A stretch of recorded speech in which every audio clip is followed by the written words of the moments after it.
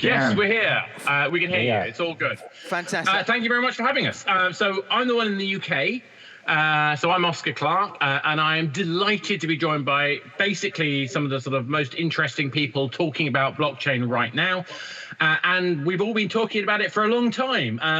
I will start off with Mickey Maher, who is an old mate of mine. We used to work together some time ago. Mickey, do you want to tell people who you are, what you do, and the fact that you're like up at 1:30 or something ridiculous in the morning in LA? So you tell us all about yourself, Mickey. It is 1:30. Thank you for referencing that. I'm Mickey. I'm SVP of partnerships at Dapper Labs. I've been at Dapper Labs more than 3.5 years. So I joined the space when it was truly in its infancy, and I've been here throughout the entire growth of the industry, which is very exciting and very much a departure of where I was at 3.5 years ago. So glad to be here and happy to talk about NFTs and games. Great, thanks, Mickey. So next up, we've got John. John, I've forgotten where you're located physically at the moment. I think you're Seattle, if I'm right. But you've obviously been in the games industry for a very long time, and you got into crypto gaming, again, similarly, quite a long time ago. Do you want to tell everybody a little bit about yourself? Yeah, thanks for aging me up a little bit with the long time in games, but yeah, I've been in the industry for well over a decade, and yeah, so I'm based here in Seattle. Actually, we have offices in LA as well, so often Mickey and I think are in the same city, and sometimes we're slightly apart. But yeah, I started Mythical Games in 2018. We've been venture backed. We've raised a couple rounds of capital. And yeah, we've been working on this for about 3.5 years. We really love the intersection where it's going. It still feels like kind of the early days of mobile we saw, but a whole brand new paradigm. And we're excited to talk about kind of some of the learnings and what we've seen being in market so far.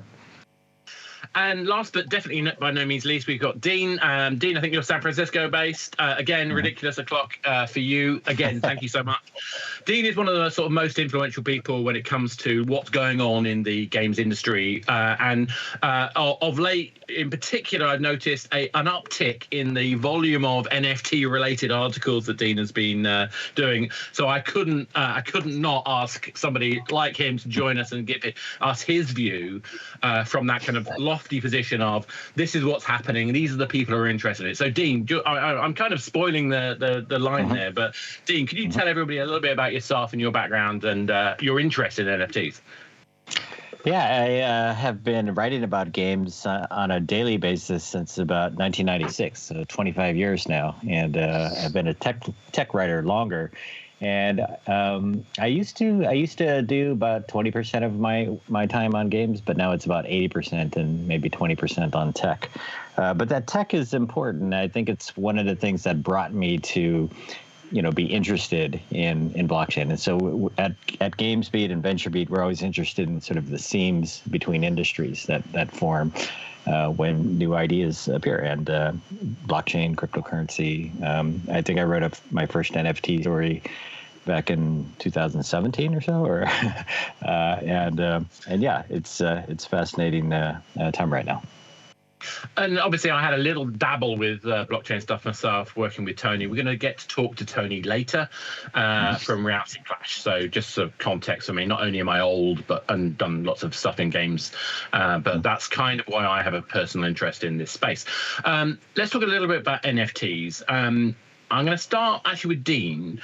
So obviously, we've been talking about NFTs for a little while. As a standard, they came in, I'm guessing, sort of 2018, 2019.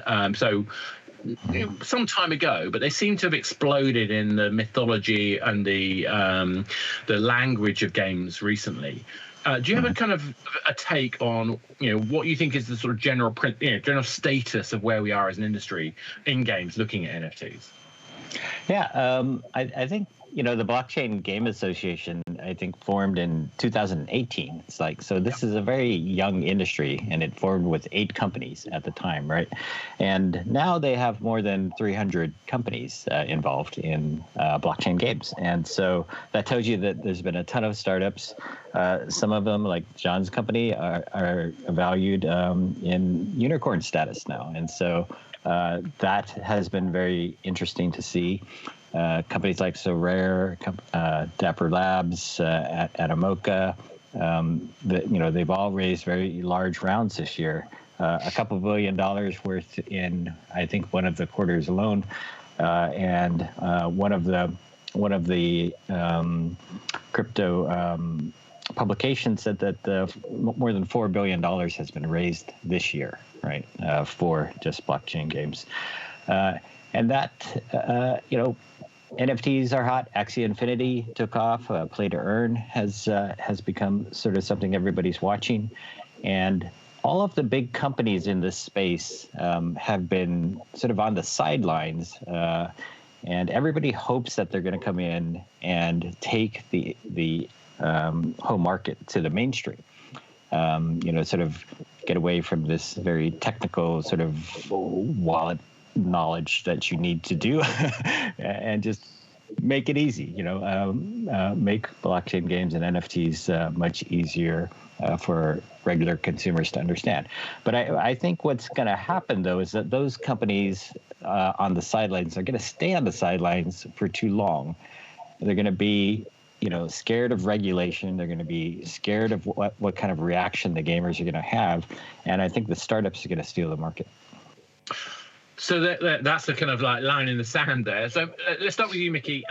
So it'd be interesting to see your response to sort of Dean's thoughts, but also from my point of view, it'd be good to explain what you guys are doing in terms of the use of NFTs, in particular, collectibles, obviously, with the CryptoKitties scene of things, but also more generally what you see the role of that in the games space. Do you want to tell us a little bit about your thoughts? Yeah, the first thing I'll do is I'll react to Dean's statement. So I am also old, and I got into the game space. It's about 15 years ago now. And when I started in the Facebook ecosystem when Facebook first opened their platform to apps in 2007. I was on the precipice there very early. I was also very early to mobile in 2011. And in both cases, it was the startups, the entrepreneurs, the riskier companies that played in those ecosystems or built on those technologies and really pushed the limits of what they could do with those technologies that ultimately won. He had the Zyngas, the Kings, the Supercells, the Rovios, and I could go on and on and on of what we now think of the incumbents, or we think of the big game developers, the big players in the gaming space. They were all born and spawned through new technology or new platforms. I don't think anything's going to be different in this space. I think you're going to see the winners in this space be whoever the new king, the new Supercell is, that kind of had come from the bottom up, formed teams and built specifically for this technology. So I definitely think Dean is right that the big incumbents will wait out too long, and we'll see the same thing that happened in mobile repeat itself here for sure. I just want to dig into that a little bit, Mickey. So, for example, you mentioned Supercell. Obviously, people like Ilker had a foundation himself in Java games, but also other game development processes. And it seems to me like they're kind of, you're right, the ability to step forward and do something completely different and be new is there. But do you think there's still something in having a foot in the past to the extent of understanding what the core product is? Does that make sense? Yeah. Look, one of the benefits of being old is pattern recognition. And what I'm most excited about in the space is I am seeing talented real game developers start to flood into the space. Previously it was only John and maybe a couple other folks. Most of what was going on in the space was a bunch of amazing entrepreneurs just experimenting with the technology, but they didn't have much game design experience or really, don't know how to build a core game that's ultimately entertaining. And what I think, what I'm seeing and what I think is going to happen here is you're seeing an influx of people leaving large game studios with years and years of game talent or game design experience. And they're starting to build. And you're going to see over the next year, because it takes a while to build and launch a game, but you're going to see over the next year or so really amazing, fun experiences that also leverage this technology, not just purely leverage the technology. And I think you'll start to see much more of a mainstream audience enter this space as those types of experiences start to launch. With like NBA Top Shot, with what we built at Dapper Labs, I wouldn't even really call it a game, but it's got gaming mechanics, it's got core loops, and it's really an entertaining experience, which is driving mass adoption to the blockchain. And I think we'll see that from multiple companies over the course of the next year or two. And I think that's hugely important. The fact that, yes, we're talking about gaming, but actually there is a spectrum about gaming experiences or game influenced experiences, which is more than just what we might traditionally call a game. And in some ways, the fact that we have NFTs to be able to deliver that allows us to be playful with other types of assets. Does that make sense? Yeah. And I'll just wrap this up and probably let John go next. But we also, beyond just our studio, which creates NBA Top Shot, we have a platform, and then we created a layer 1 blockchain called Flow that folks are building on. So beyond what goes on in our studio, I see what goes on in the ecosystem, and I see what everyone's building, and that's really what's informative to me of the types of teams that are exploring working on the Flow blockchain or building with our Dapper Wallet platform. I'm just seeing the quality of teams significantly increase. That makes sense. John, so obviously lots of things to unpack there. And also I'm keen to get a bit more about what you guys are doing at Mythical. Do you want to tell us what you think? Yeah, I mean, I think Mickey and Dean are exactly right on a lot of this. So it's we're definitely going to see a rapid pace. I think the one difference I'd say between mobile versus what we're seeing now is the curve in which as fast these studios are looking at it is amazing. I would say at this point there's not a single major studio or major publisher that hasn't reached out at some point. And honestly, when we built our business model 3 years ago, we expected another 4 or 5 years before they would start reaching out. So I think the curve is compressed very quickly, which is exciting. I also think you'll see at least one, if not two, massive players announce within the next quarter, maybe 2 quarters, that they're entering the space. So we're definitely seeing a lot of traction there, which is exciting. I think everybody's still figuring it out, though, to a little bit. And I think it's very important, right? One thing we've done as Mythical Games is very different, is we've taken a gaming first approach, right? Is a lot of the early experiments in blockchain were blockchain first, and then it's kind of like, well, what do we do with it? Let's create a game. I think what Dapper did was amazing, and they really sparked, I think, a lot of the thought process that a lot of us went through with collectibles into a gamified market, and then you can start seeing the gameplay after that. So I think Dapper did a great job on that. But I think what we're seeing now is we're seeing a lot of things that are starting to happen. So we're thinking about a lot of things like, okay, there's 4 billion gamers in the world, and they notoriously lose their passwords. How do they protect them, right? How do we keep them from losing their assets, right? There's still some education on the player side, but then I think we're also going to see some really big trends around the first parties as well. So I know at least 1 to 2 of them are already ready to kind of lower the walls, which is exciting. Mm-hmm. Maybe not for a full token currency yet, because there's a lot of security issues around that, I think, especially in the US, but definitely in the NFT space and digital asset space, you're going to see a lot more support coming, again, way sooner than we thought. And I think 2022 is going to be a big year for the entire industry. I completely agree. And it's interesting, we've already seen, Ubisoft, I mean, some of us know that Ubisoft have been looking at this space for a long time, but it's become very public recently. And also even Kickstarter, which that came out of the blue for me. I wasn't expecting Kickstarter to start talking about it. But I think what's been interesting for me, particularly of late, and I know, Dean, you've been responding to some of these things, is that there's been a lot of hostility amongst particularly the indie game community around this. And I think there's some basis for some of those kind of fears. I mean, the volatility, obviously, but also fraud scams. I get regular comments from artists who are worried about their assets being stolen and minted by other people and seeing nothing from that. But also, I think, the ecological issues, all that kind of stuff. So, I mean, it'd be interesting. So, Dean, I mean, what do you think is the kind of the reason or the kind of state of that hostility? Is it just a knee-jerk reaction? Are there things that we as an industry in terms of blockchain gaming need to do better? Are there some fundamental problems that we have to fix? What do you think? Yeah, I do think entities like the Blockchain Game Alliance really should sort of put the industry's best foot forward and now aggressively try to make the case that we're not trying to melt the polar ice caps, right? That the technology can be, implemented much more efficiently than, say, Bitcoin, right? And so the environmental damage doesn't have to be there.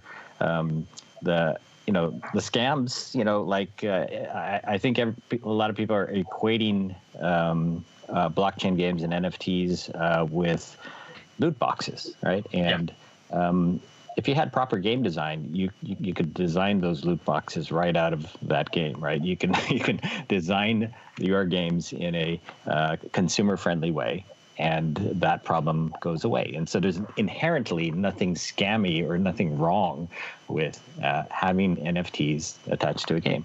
And in fact, gamers might, come around to realize that if they own what they buy in a game and they have the ability to resell it, they could actually make money or get a return on their investment and think of it as an investment rather than as, just sort of renting something from the lord of the manor like serfs, right?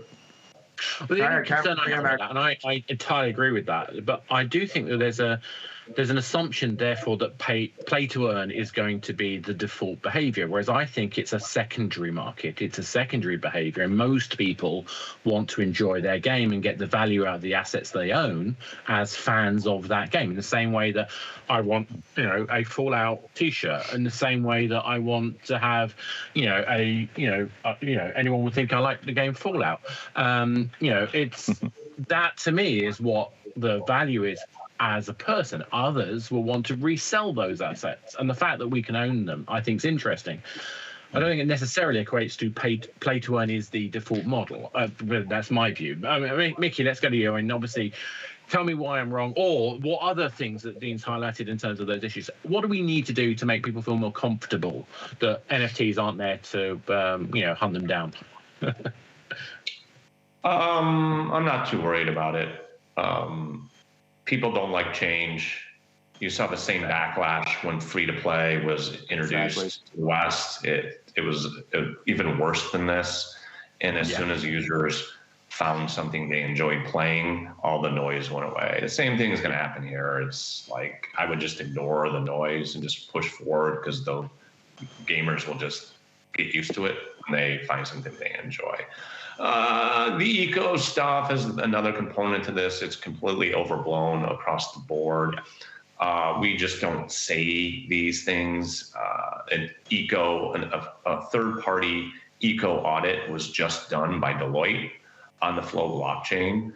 And I'm not going to scoop our own announcement, which will come out within a week, but the Flow blockchain is significantly more eco-friendly than many of the other tech or social things that users engage with on a day-to-day basis. So something like minting an NFT on Flow has significantly less of an environmental impact than a social media post or something like that. So we're going to share the details within a week, but it's very much overblown. And I think over time, people will start to understand this and understand that these new generation blockchains that are proof of stake, that are more efficient, are much more eco-friendly and not even in the same ballpark as something like Bitcoin.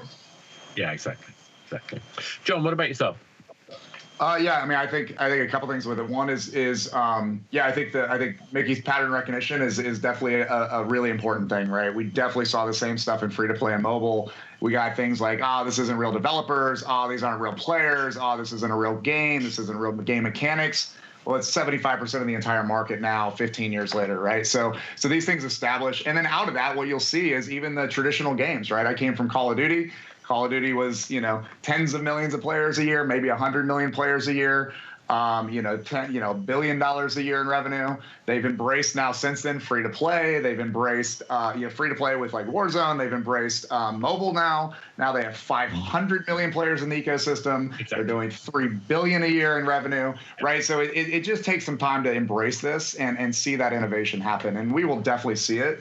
Now there are scams. I mean, honestly, even especially in the NFT space. I mean, I feel like I'm somewhat of a veteran at this point. Being in for 3 or 4 years now. I got scammed literally like a month ago on a Mechaverse NFT drop, right? Somebody came through Discord and hit exactly the time you registered, and I didn't think about it, and their URL was off by a letter, and I sent them Ethereum, and I'm like, oh my God.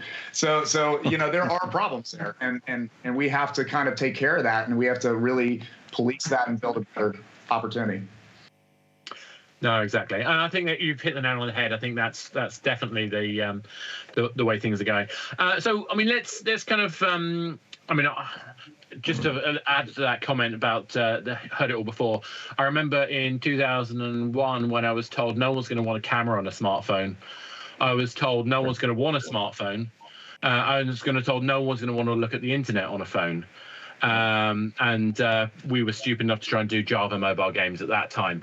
And no one's going to want to do that. You're not going to get people like Ilka Paananen producing games on Java and making money. Oh, wait. And the list goes on.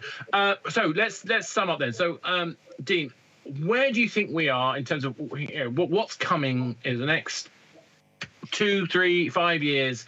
The practical roles that blockchain is going to take in games. How important is it going to be? The most dominant? Is it going to be an important player? What's the core role you see that blockchain taking over the next few years?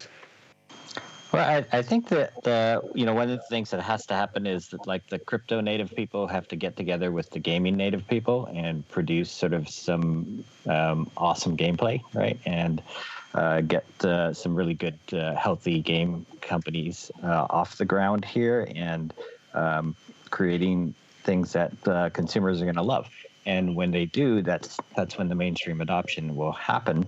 I think, I would predict also that there's like a line you could draw from NFTs to the metaverse, right? And everybody's talking about NFTs that you can take with you, and from game to game to game, and that's supposed to be what we're going to do in the metaverse. And so when you combine the technologies, I mean, NFTs will have value down the road when there are places to go to and take your avatar to. And we're going to do a conference on that on the metaverse on 26th, 27th of January, and a lot of the conversation there is about NFTs as well. So that's what I see coming. Cool. Yeah, I think it's definitely a lot in the metaverse. For me, the metaverse is about interoperability, and therefore we need some common language. But that's my personal view. Mickey, what's your view on where the future of the role of NFTs over the next few years? I don't know. What I do know is our understanding of this technology and where it's going. We're very much in the remedial point in this space.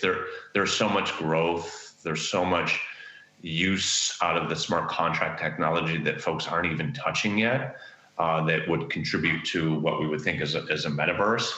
And the more developers that come into the space, that are experimenting in the space, the more accidental use cases, accidental game mechanics, and experiences that will pop up just based on the openness of this technology. So I don't know where this is going, but it's going somewhere where games become a platform overnight because of the openness of technology. Users become ultimately the creators on top of those platforms, and it's completely community driven, community owned. It's going somewhere like that. How it manifests, I'm not sure. John. I think like I said, I feel like 2021 was a pretty big year, right? We've really established, I think, a couple companies that have, a tremendous war chest now. We're not going anywhere. Dapper's not going anywhere. Animoca's not going anywhere. We've had the funding now to really make something last, which I think is a great sign from the financial market. We're now seeing multiple games with over 1 million accounts. You know, Flow has over 1 million accounts. Axie has over 1 million accounts. We've actually just hit over 1 million accounts for Blanco's Block Party and our chain. So there's multiple games now that are in that category.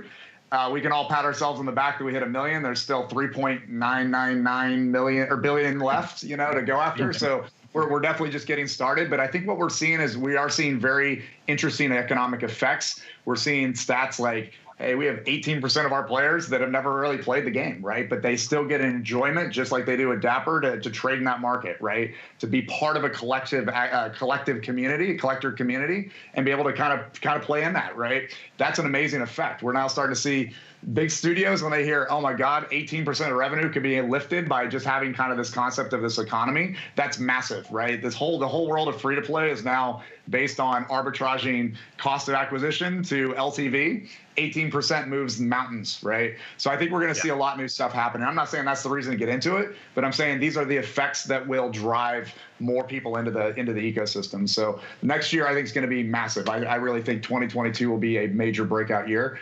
We're going to see big publishers. We're going to see these game developers that he mentioned that are all starting to experiment. We're going to see big projects from the companies that have been in it for a while. So I'm super bullish on where we're going. And I think we're going to have a really great year ahead of us. And I think it'll be a very different conversation 12 months from now. No, I completely agree. I think that's an amazing point, John. Guys, you've been a fantastic bunch of people. And also, if anyone's watching this who doesn't know these folks, definitely reach out and talk to them. They absolutely know what they're talking about. They've been there, they've done that. They've got the T-shirts, they've got the NFTs. You know, it's just the reality. The war scars. You got the war scars, absolutely. But, yeah, that's part of the course of pioneering, isn't it?